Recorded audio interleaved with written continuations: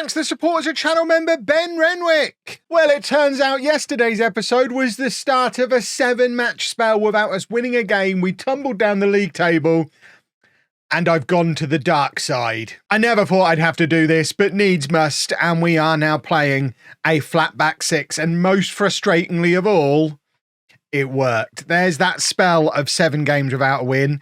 We had the 2 draws in the last episode. We then drew, lost. The 5-2 against D Gardens was the final straw, and we decided to shore ourselves up a little defensively. And what do you know? We went and won our next game. So first win in 8, and this is where it leaves us. We are still only 7 points outside of the automatic promotion spots. Look how tight it is up there in the top 6, by the way. First and 6th separated by 1 point.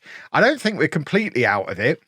We are at the halfway point of the season, so we need to go on a run from here if we are going to close that gap. But we really need to be thinking in terms of closing that gap. So fingers crossed, our shiny new formation continues to work today. We're off to Dubai Irish, first of all. We've been there before.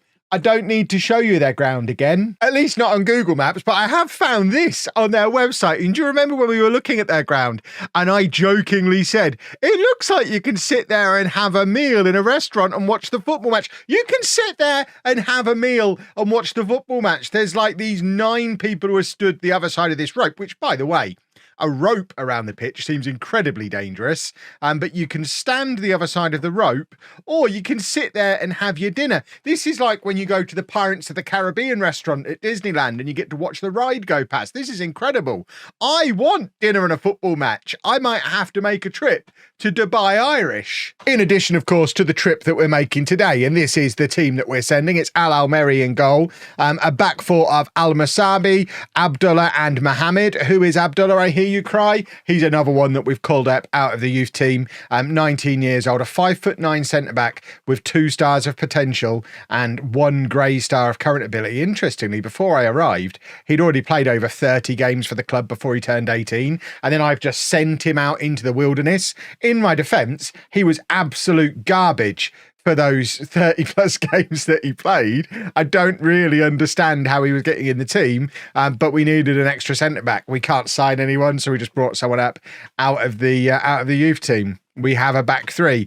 We then have a 3 in front of them, so it means Al Falassi finally getting to play in his preferred position, which, I mean, he didn't exactly play spectacularly, did he, in the 1 game we've let him play there? And then Suleiman and Al-Kabi on the other side. So it does mean that Mohamed, who we signed last season, we've got the reverse problem that we had with Al Falassi. He's a right back. Oh, no, boss, can't play right wing back. We should probably get him training to play right wing back. But if the other guy's anything to go by, this is going to take about 3 years before he's even awkward playing in that position. So for now, Al-Kabi will play there.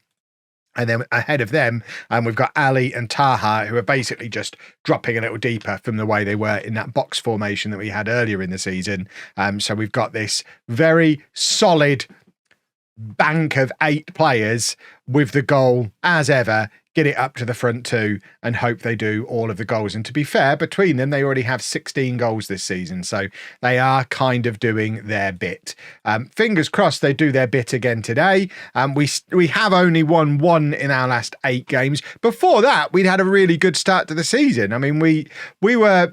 Last episode, there was talk of us potentially ending the episode top of the league, but when you're in such a small division with so few games played over the course of the season and the teams are relatively evenly matched, you always have a few absolute dogs in there down the bottom there, but the rest of us are kind of similar, not very good standard, and that the league table can change so quickly. We've gone from being in a promotion race to, if we hadn't have slammed the brakes on the decline, we could have very much been looking over our shoulders at relegation. Luckily, I think like I say, there's 2 or 3 teams in this league who are much worse than we are, and we probably won't be sucked into a relegation battle. But at the same time, we don't want to finish in the bottom half of the table either. I'll have been here over 2 years at the end of the season. We need to start at least flirting with the idea of maybe getting promoted, or what on earth am I doing here? Dubai Irish knocking the ball around relatively comfortably. Remember, they have a couple of Irish and Northern Irish players who've come through their youth setup. We still haven't really figured out why. There was lots of speculation in the comments in the last episode as to why it might be. They haven't got an Irish affiliate club. So I think I don't know if it's something you can code when setting up the database, that they have a preference for signing Irish players, or maybe they had an Irish manager. I mean, that would have been a thing. He might not still be there, but if they'd have started the save with an Irish manager or an Irish director of football, obviously that brings player knowledge, which will then affect youth intake. So it could be something like that. It doesn't look like they've had any more come through, because Leach was here last year and all of the rest of them are gone now. So it looks like the Irish conveyor belt has stopped. We have not created anything. I mean, this is not fun. This is not a fun system to play. It is a hopefully stopping the rot system, and hoping that we can stumble across a few good players when January arrives, because we do have the January transfer window. My budget hasn't been slashed this season yet like it was this time last year, so maybe we'll even theoretically be able to sign some people in January, although as we've seen the last 3 transfer windows that I've been a part of, being theoretically able to sign somebody and actually being able to find players who have that beautiful combination of being good enough to improve you and willing to play for you is a challenge. But that is the kind of goal we are set up to score now. Lump the ball forward and let the 2 strikers do something with it. I mean, I don't know what Dubai Irish are doing here. It's a long kick from the keeper. They've let the ball bounce behind them, and Abaka didn't need that invitation twice, did he? And that's the first proper chance of the game that we've had, and we tuck it away, and it's 1-0. And I mean, look at the difference it makes to the league table. We start flying back up the table if we pick up another win here, and really start to glance upwards again, even though the football we're playing is a long way from pretty. 2 shots, 30% possession. It is misery football. I'm not making any changes. We're just gonna see the game out unless we pick up any injuries or tiredness. We've learned enough over the course of my time here at Precision Football. We've learned enough about not having any kind of strength in depth. Although apparently it doesn't matter if the defender's any good or not, just stick an extra 1 in and it does make a difference to how many goals you concede. So that's a little learning point for me. Right, we've got some tired legs. Suleiman's going to come off. Abdullah can come on for him. We've got 2 Abdullahs on the pitch now. That's not going to confuse me. We've got 3 Abdullahs on the pitch now. That's not going to confuse me. And that will do for now. Because, of course, Abdullah, the left back, is capable of playing wing back. Unlike Al Falassi, he can play both positions, because that's normal. Of course you can play both. The rest of the fullbacks at the club could learn a lot from him. Who'd have thought? He was the one that I signed. We're ignoring the fact we've conceded a goal. It's come down that left-hand side that we were just strengthening as well. So we were just bringing Abdullah on. I don't think he had made it on yet. They've got him behind us. Yeah, there you go. We now proceed with our changes. I mean, at the end of the day, a draw here is okay. We've not played with any kind of ambition at all. It's typical flat back 6 nonsense. If we can grab a winner here, that would be delicious. We cannot. The keeper plucks it out of the sky very comfortably. And I mean, we've had 1 chance in a highlight from open play in the entire match. I don't know how long I can stick it out for. We might have to have a discussion when we come to the end of this season. Obviously, we tried at the end of last year to find a new job by job hunting. There you go. They've brought another presumably Irish player on, Rhys Gorman. And we might have a little chat towards the end of this year. If we stagnate in this league again, do I just leave? Because I think Football Manager will make it more likely for me to get an interview if I'm not already in a job. It is cheesing the game a little bit. It's obviously not what we do in real life. But this isn't non-league to legend. I wouldn't come and manage a team in Dubai for £150 a week or whatever I'm earning in real life either. We don't need to worry too much about real life in this save. And we might need to get somewhere where there's a little bit of potential to move on. But I'm not quitting yet. We're sticking around until the end of the season at least. But that was grim, that match. We now play Ras Al-Khaimah, who, remember, we thumped on the first day of the season away from home. And they haven't really improved very much from there, although they are only 3 points behind us now and are probably looking at that as an opportunity for revenge. If we don't beat them, it shows how much we've declined since the start of the season. And a large part of the problem is the player mutiny that we're suffering from, led by Mohamed Ahmad, who has been our best player previously, but is now leading a mutiny because, what do you know, we don't have enough strength in depth in a position we don't even use anymore. But he's in a grumpus about it. It's lovely. I love Morale Manager. I shouldn't have brought it up. They were obviously watching and listening, and I've just reminded them they've lowered my wage budget to exactly what we're currently spending. So we cannot do any transfers without letting players leave. I mean, I'm not against any of them leaving, really, but so frustrating. So frustrating. In other news, I found myself a new coach I want to hire. He looks exactly... I just feel like at times like this, we need Wangang. So if we can we... No. No interest from Wangang, which is a shame. So no changes for Ras Al-Khaimah then, because, I mean, what do you want me to change? We can change the shape that these 11 players play in. I say 11, there's 8 that I want to use, and there's 3 that we just pick random young players to fill in the gaps. We've got 2 at centre-back and 1 in defensive midfield today. You could argue 1 at right-back as well. So we've got 7 players we want to use. We've got a goalkeeper, a centre-back, 2 midfielders, 2 strikers, and then we do have 2 left-backs. So we can't even use all 7 of the 7 that we want. Although there has been a little bit of call from the comments section to play with a left back and a left wing back just to get all of my best players on the pitch at the same time, and then we'll see what happens. But that seems like madness. What is happening here? We've got no interest in doing any kind of pressing. This is so against everything I believe about how football should be played. Oh, but we were just doing so badly. If we don't beat this lot today, we go back to the box and I go down swinging, because I can cope with playing this horrible way if it grinds out results and keeps me in my job. But if we're going to lose anyway, we may as well lose 6-4 rather than lose 2-0 playing this kind of football. It was much more fun when we were losing 6-4. We'll see how the rest of the match turns out. We might even switch at half time if we're losing. Let's demand more. Let's go attacking. Because we can just take off a centre-back, bring on a defensive midfielder and shuffle the 2 midfielders forward, and we're straight back into the box again. It's something we can get to. But Abdullah's in there and scores. I mean, he's the one who would have been sacrificed. And he's done a foot. Maybe we leave it on attacking. Let's leave it on attacking. I mean, it was from a set piece. Set piece is very much our bread and butter. But, I mean, it's a good finish from a youngster who's not good enough to even play. Look at that return. Turn him into a striker.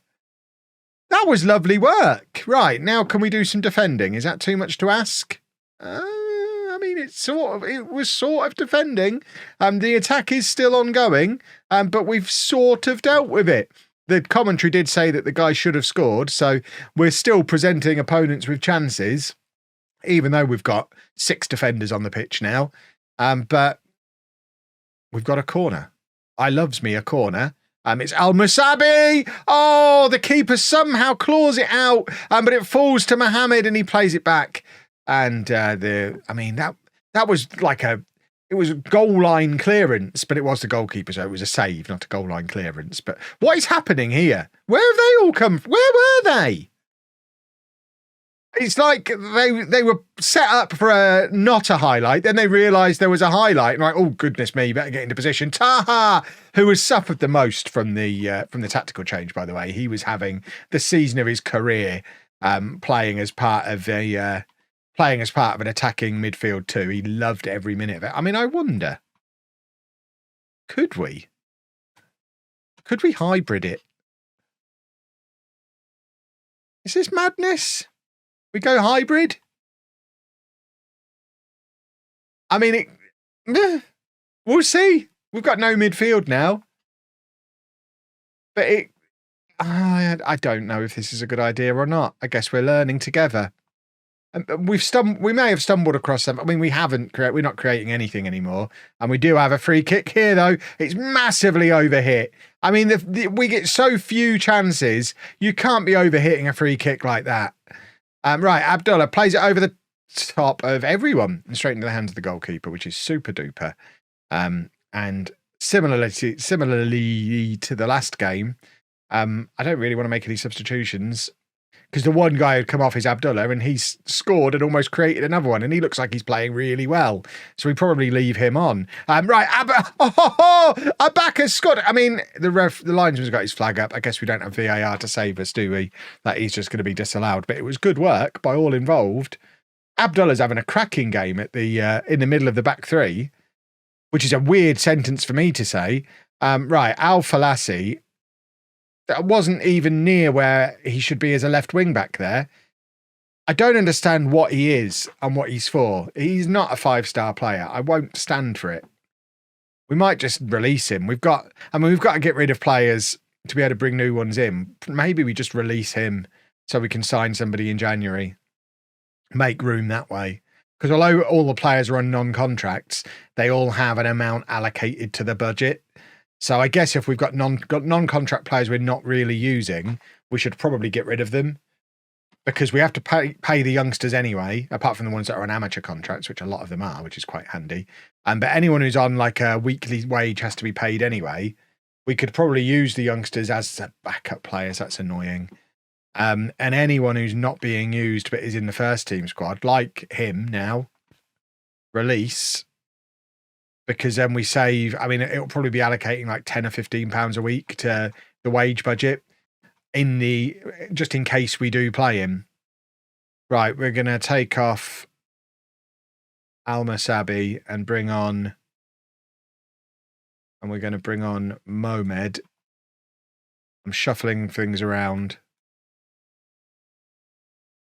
We're going back to this. And then he can come off for him. And we're going very attacking as well. If we lose here, I think we are in big, big trouble. I don't want to see your filthy replay. Come on. Somebody do something. We need something to happen. We've got tired legs. Tired legs throughout the team now. He can come on. He can come on. Yeah, you know what? You can come on and play there and you'll be fine. Oh, I'm berating them. I'm not impressed with what I've just seen. This does drag us into a relegation battle. After saying we're not going to be in one, losing against this lot when we know how rubbish they are, we are in trouble. I wonder if I might get sacked. That would be a sad start to a Pentagon, getting sacked within a couple of seasons. I wouldn't like that. I don't like to be sacked. Yeah. Right. I guess tomorrow, or not tomorrow, next week, next episode, I'll show you if I survived to January. And if I did, what did I buy in the January sale? Nothing. There's your spoiler for that. We probably won't buy anything. We just need to survive until the end of the season now. If you've enjoyed that, please make sure you leave a nice big thumbs up on there for me. Subscribe to the channel for daily Football Manager videos. And thank you very much for watching.